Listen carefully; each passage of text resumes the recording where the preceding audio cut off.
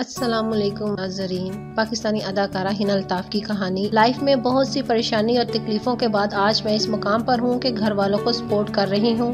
पाकिस्तानी ड्रामों से शोहरत पाने वाली ये अदाकारा और कोई नहीं बल्कि हिना अल्ताफ़ है, जिन्होंने इस उम्र में भी अपने माँ बाप से पिटाई ली।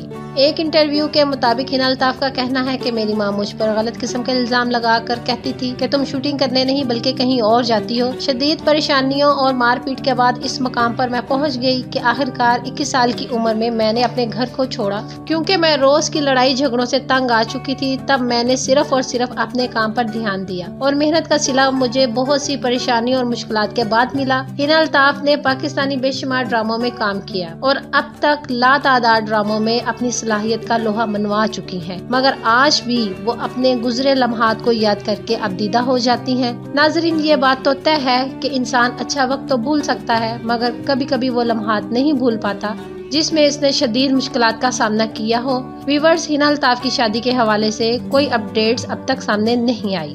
मज़ीद अपडेट के लिए सब्सक्राइब कीजिए और साथ में मौजूद बेल आइकन को प्रेस करना न भूलिएगा, ताकि आपको हमारी नई आने वाली अपडेट्स आसानी से मिलती रहे।